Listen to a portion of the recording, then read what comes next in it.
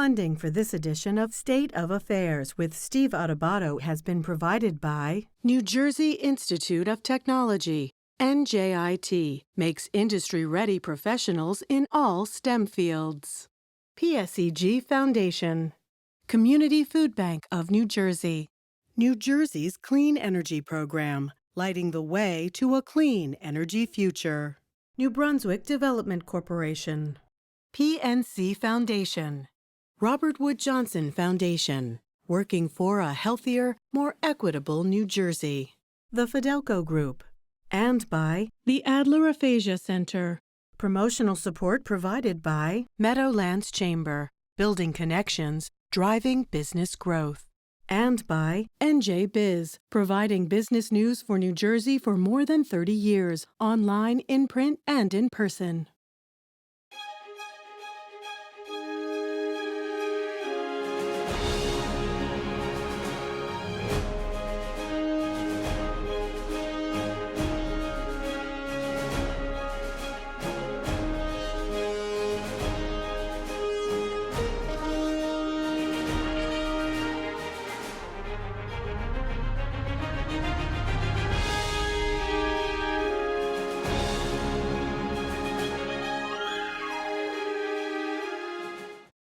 Hi, everyone. Steve Adubato. More importantly, welcome to a special edition of State of Affairs right here on News 12 Plus. We kick off the program with our longtime friend, Tim Sullivan, CEO of the New Jersey Economic Development Authority. Good to see you, Tim.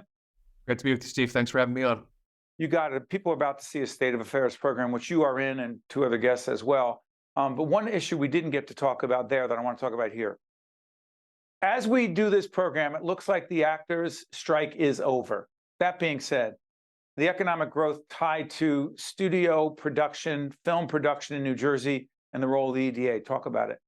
Film and digital media, film and TV, broadly speaking, in New Jersey is poised to explode now that the strikes are behind us.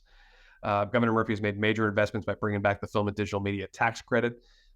Film and TV in 2022 was responsible for 8,500 jobs in New Jersey, and I think we're just barely getting going here.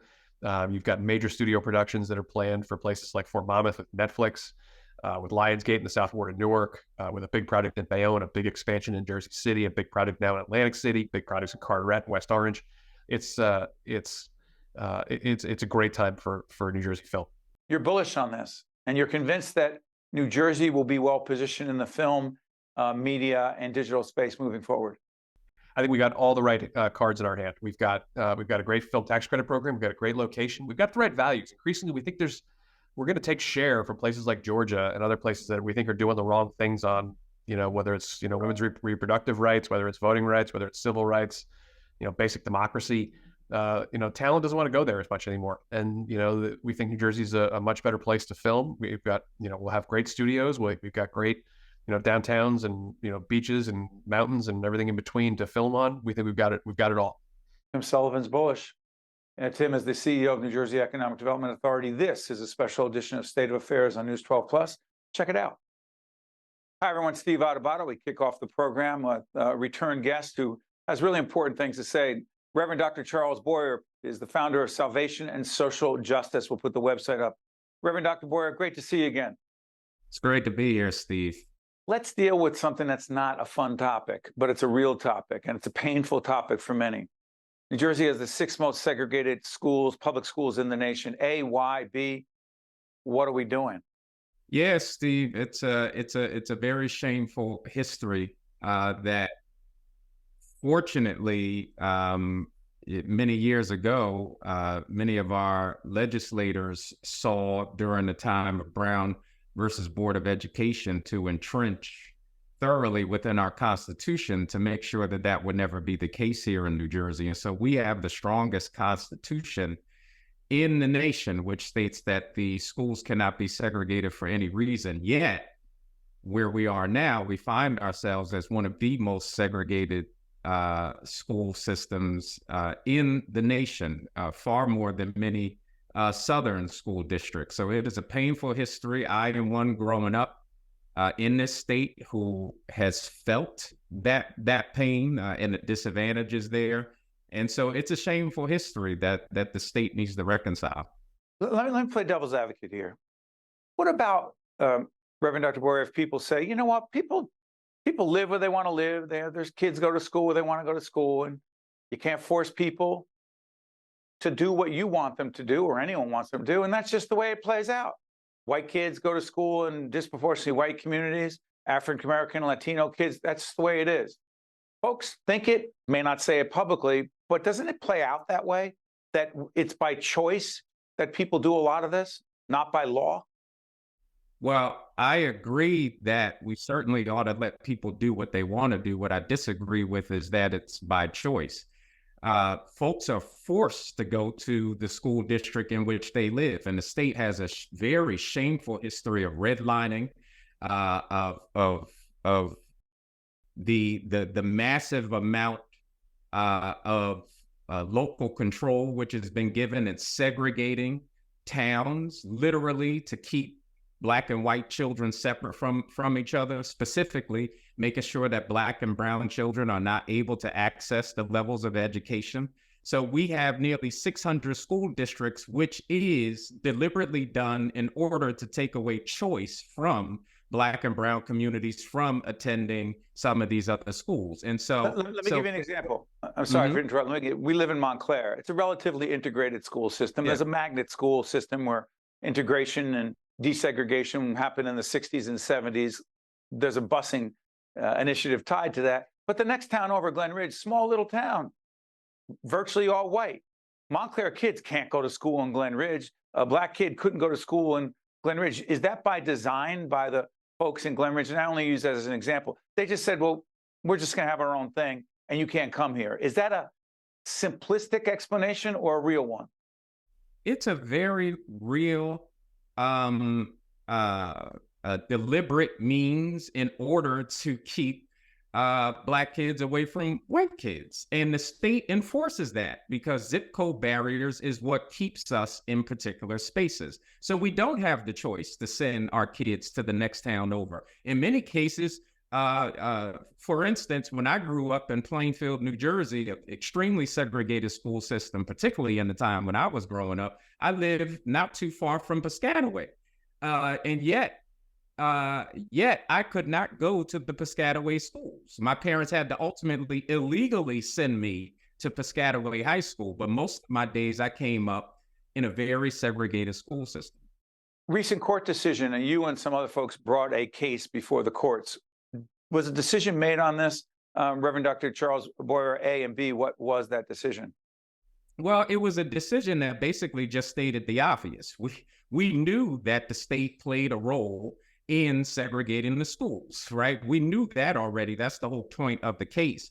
The power of the case, or what should have been a decision, was forcing the state to come to some level of remedy. Imagine someone breaks into your home, steals all your property, and the outcome of the judgment is, oh, they broke into your house and stole all your property, but there's no remedy in place. There's no repercussions. That, in essence, is what the judge did in this case. And so we continue to advocate that there be remedies to what the state is unconstitutionally doing in enforcing the zip code barriers. Reverend Boyer, let me switch gears. It's a national issue that obviously has implications across the board. The United States Supreme Court makes a decision on affirmative action regarding certain institutions of higher learning, Harvard being one of them, saying race will no longer be utilized as a factor in determining admission to higher education. Obviously, that's not just about higher ed. That has implications precedent across the board. I don't like using this term, but I'm going to say it with you because you and I have honest discussions all the time. White resentment, meaning to some degree, there's white resentment of policies that a disproportionate or a significant number of whites say, hey, wait a minute, enough is enough. Haven't we gone too far? Let's just level the playing field and let merit be the only criteria for admission to wherever, for a job, for college. You say what to those folks? I mean, I say that is absolutely what privilege and being ahead economically within the justice system and having every privilege of the system given to you throughout your entire existence. That's what that would lend to you. Imagine if I were to say to you, we're going to have a race, and I'm going to tie you down at the starting line for 3/4 of the race. And I'll let you go when I'm almost 3/4 of the way through. Being fair would not be saying, okay, well, now we let you go. No, we would both have to start in the same place all over again. And in order for fairness and justice to take place, those who were held back would have to be given ground made up. So you can't hold people in slavery for 200 and something years and then have disproportionate laws that disproportionately impact them and disadvantage them, and then all of a sudden say not even a fifth of the time frame into that space, and say all of a sudden let's just make it fair by not making up ground. Reverend, you make a compelling argument, but the question many ask, folks that I've grown up with, I was born and raised in Newark, New Jersey, you know the community I grew up in, disproportionately Italian American. Those folks moved to the suburbs, wherever. And when they're talking, you're largely in private, it's like, okay, we understand what the Reverend's saying, but when will we ultimately say, you know what, we're going to start at the same starting line so that we can be judged purely on merit? When does that come? That comes when those who have participated in the disadvantage of others finally equip those who have been disadvantaged with everything that has been stolen from us. But for a 7-year-old, 10-year-old, 14-year-old who happens to be white, their argument would be, well, my kid didn't do that. But for instance, you benefit from everything that happens to that point. Did you inherit anything from your grandparents? Are you in a home that ultimately you were given down payment assistance from your? See, Reverend, you don't want to go there. See, because some of us who had family who came from Italy, southern Italy, because it was poor and there were no jobs, and came here, couldn't speak the language. See, now but I do want to go there, because the history of the country is that you could assimilate to be white, which gave you advantages in the job market, gave you advantages in education, gave you advantages across the board. I could never assimilate to be white. You can. And when you first came, you couldn't. But the growing nature of this new class of whiteness allowed people to enter into a privileged class where people of darker hues could never do that. And finally, you believe government policies regarding affirmative action and opportunities for those who have been disproportionately historically disadvantaged, that is the answer. Yeah, absolutely. Ground has to be made up. So until populations which have been historically disadvantaged are made right, are made whole, there will always be disadvantages in the system. Reverend, can we do this? Reverend Dr. Charles Boyer, founder of Salvation and Social Justice. I know you're going to say yes. Can we continue this conversation at a different time and get greater depth? Because you never hold back, you never duck anything, and you always say what you think, and you make us think. Thank you so much. We appreciate it. Absolutely, Steve. Looking forward to it. Thanks, my friend. Stay with us. We'll be right back. To watch more State of Affairs with Steve Adubato, find us online and follow us on social media. We're now joined by Tim Sullivan, Chief Executive Officer at the New Jersey Economic Development Authority. The website will be up. Good to see you, Tim. Great to see you, Steve. Thanks for having me on. We're having you on, and right before Thanksgiving 2023, you took a little trip to East Asia. Is that right? Yeah, the governor and the first lady led a huge delegation to Japan, South Korea, and Taiwan. We had a great trip. Purpose of the trip, A, and B, what does New Jersey get out of it? Broadly, economic development and business development, drumming up business for the state. We had a really, really productive trip.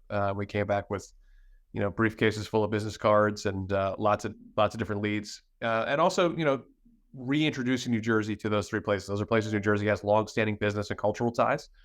And reintroducing New Jersey and telling the story of the momentum we have going on, under Governor Murphy's leadership. And just to be clear, I believe Choose New Jersey underwrites that trip. Is that correct? Yeah, Choose is the key player there. Wes Matthews and his team are great partners, and we had a great trip.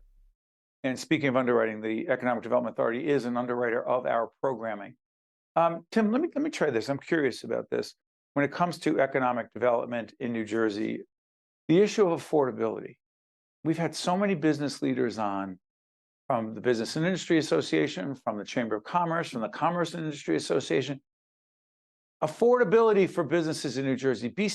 A, do you appreciate and empathize with those who say that in business? And B, be specific about what help the EDA and the state is offering in that regard. I'd say, broadly speaking, yeah, affordability is a huge issue, not just for businesses, but for families here in New Jersey. Why you've seen Governor Murphy and the legislature be so focused on it with things like the anchor property tax rebate and trying to drive property taxes, get those under control, and make those more affordable. And so broadly, I think, yeah, of course, that's an issue. But the issues that we hear most about when we're trying to recruit businesses, whether in East Asia or, in Pennsylvania or New Jersey or New York, trying to come here or stay here, it's about talent, it's about location, it's about values, and making sure that they can find the workforce that they need. And so where people are choosing to live matters a lot. So that our population's continuing to grow, that we're still continuing to welcome people from other countries to live in New Jersey is a really important part of that dynamic. What is the Aspire program? So Aspire is a really important tool that Governor Murphy signed into law in early 2021 to support, broadly speaking, real estate development, but a lot of housing, a lot of mixed use, a lot of lab space and commercial space to support the innovation economy. And it's a gap financing tool that helps make the math work for developers to include things like affordability, affordable housing in residential projects, or to make sure that we have the right, that the investment makes sense for the developers. Again, we'll put up the website for the EDA, the Economic Development Authority, because one of the other programs I'm curious about, talked about it before, the New Jersey Innovation Evergreen Fund. A, what is it? How much money is in it? And who the heck is eligible? So the Innovation Evergreen Fund is a game changer, we think. Governor Murphy announced this idea a few years ago, and it's now up and running, and we'd actually just made its first investment in October. So it's about investing in early stage companies that are either in New Jersey and want to do their growing here, or are from outside New Jersey and want to come and bring their headquarters here and do their growing. So early stage companies, primarily in things like technology, life sciences, clean energy, kind of high growth industries, where we see an opportunity for huge job creation. And these are equity investments from the state. What does that mean? We're going to own a piece of the company. We're going to invest alongside private sector venture capitalists. And if we help create the next Tesla or the next Facebook or the next whatever, the state taxpayers will participate in those returns as well, in addition to getting the job creation benefits. Accessible, affordable childcare. Reimagine childcare, the graphic will come up. It's been 5 years that we've been involved in this public awareness effort. And I often struggle because we're not in the business of advocacy, but we are in the business of public awareness. Where's the line? Not sure. Here's the question. Explain to folks the direct, very clear relationship between a quality, affordable, accessible childcare for families and economic strength, economic development, the viability of the business community to have employees who work. What's the connection, A and B? Why the heck isn't there more attention paid to it? Yeah, I wish there was more attention paid to it. Governor Murphy and First Lady Tammy Murphy have been banging the drum on this for as long as I can remember, but it's still an issue that needs, I think, clarifying.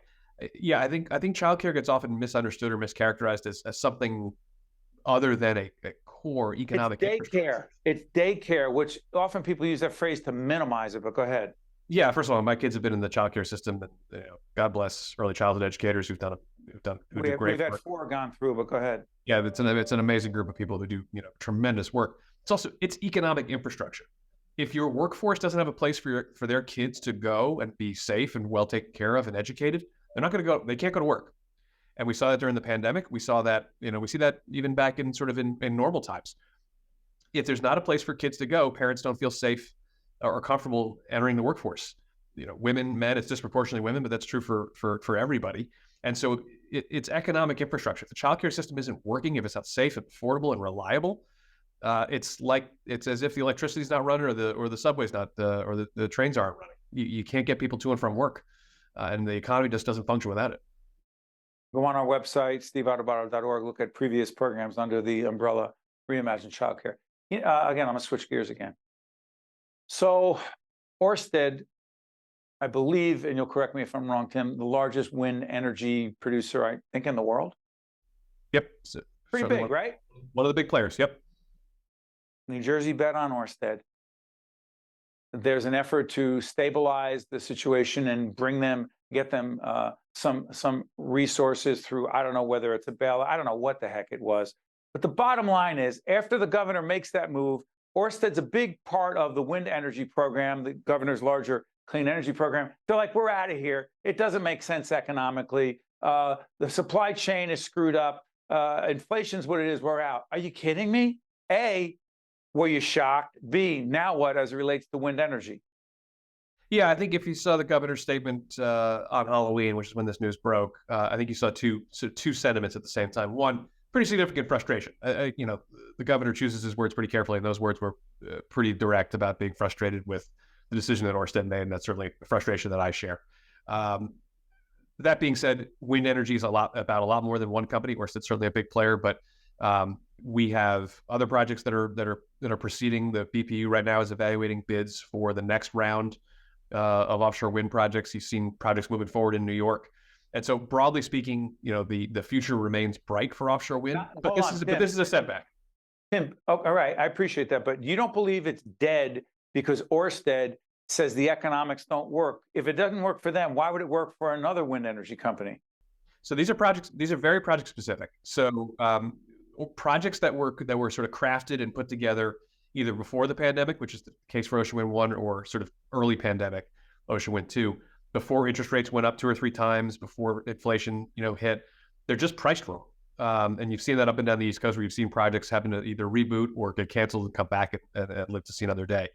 Ørsted made the decision they made, which is disappointing and frustrating. But broadly speaking, there is a bright future for new projects that are conceived sort of post-pandemic, post-interest rate inflation, et cetera. Let's make sure we keep talking about it in the future, okay? Absolutely. Tim Sullivan, Chief Executive Officer of the New Jersey Economic Development Authority. Thanks, Tim. Great to be with you, Steve. Talk to you soon. You got to stay with us. We'll be right back.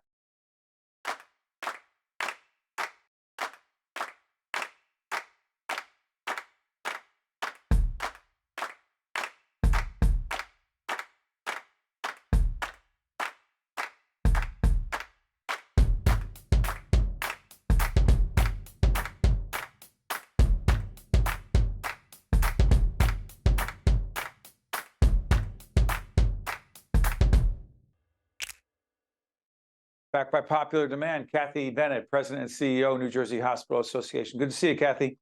Good to see you again, Steve. It's been too long. We will have you on again real soon. But right now, I want to talk about, as we do this program in the middle of November 2023, be seeing later, the nursing crisis in our state and nation. How bad is it, and what's the impact on hospitals? The nursing shortage, as you know, it's a challenge, and it's one that's impacting healthcare systems and facilities across the country. We're all facing it, and it's especially prevalent in New Jersey right now, as we're predicted to have a shortfall of 11,000 nurses by 2030. That's the third largest shortfall in the nation. We've talked to a lot of higher ed leaders, and higher ed's changing on so many levels out of necessity, right? The need is there. What's the role of higher education as it relates to this nursing crisis? The role is critical. As you know, we need to make sure that we have an education system that has the resources they need to stand up, the courses that students want to enroll in here in New Jersey. We have a lot of people that apply to nursing school, and the nursing schools here simply can't accept them because they don't have enough educators. Let me try this. There's a lot of debate and confusion around nursing ratios, nursing and patient ratios. The economics of hospitals are what they are, and we're underwritten by a variety of different hospitals, all not-for-profit, because hospitals are not-for-profit in the state. Is there any standard as to what that should be, the patient to nurse ratio? So our hospitals, Steve, use established metrics and professional judgment to provide safe staffing for patients. Rigid ratios themselves, they impede best practices in care delivery. They discourage innovation, and they dilute the real-time clinical judgment and flexibility that our care teams need. I just mentioned the economics, if you will, of hospitals. And we've had this discussion in the past, but I want to revisit it. To what degree, from your perspective, and the Hospital Association represents a large percentage of the hospitals in the state of New Jersey, correct? We represent all of the acute care hospitals, correct? All of them?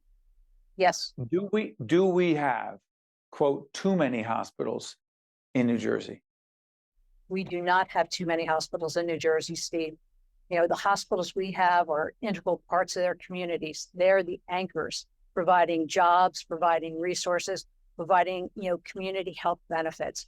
And as we saw through COVID, and as we've seen as we come out of COVID, our hospitals are the place that all of our community members can go to, regardless of ability to pay, 24/7, and get treatment and ongoing care. Cathy, from your perspective, you mentioned the pandemic.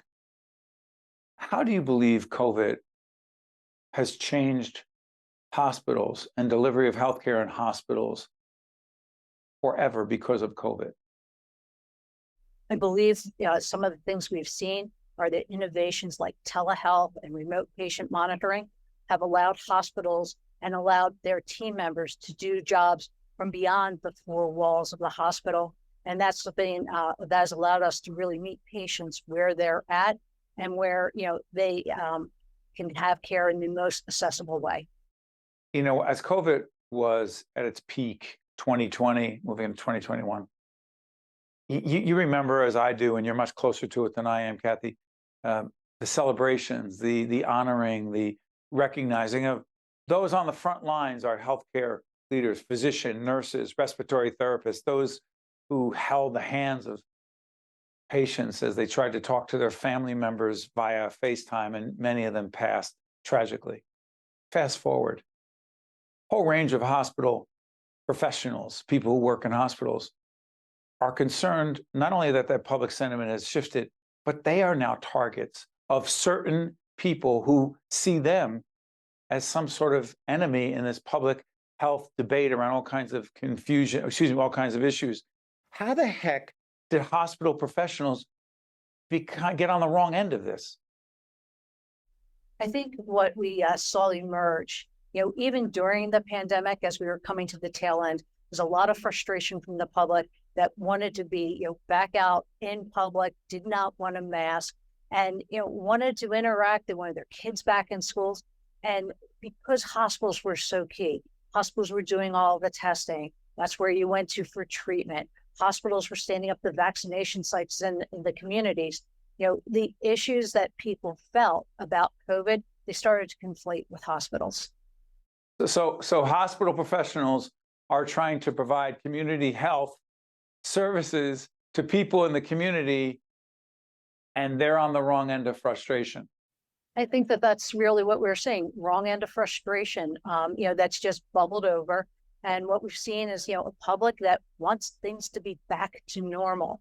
And so, part of this is that, the hospitals were conflated with this thing that didn't feel normal. And when we look back over what those 3 years looked like, let's be honest, it was dealt with uncertainty, inability to get testing out because of where we were nationally, and then we turned the corner and there was still masking going on, and people wanted to go back out and they wanted to have a good time, and they were hearing that part of the reason is we weren't quite over it.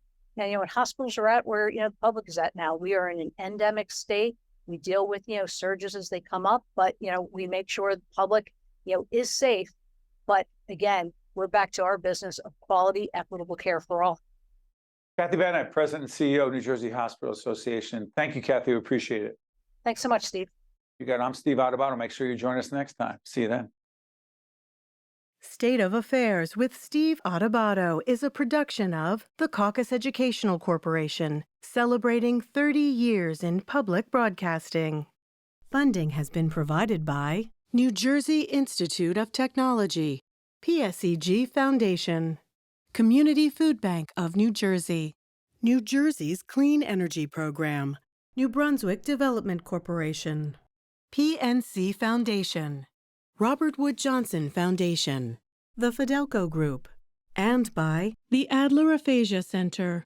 Promotional support provided by Meadowlands Chamber and by NJ Biz,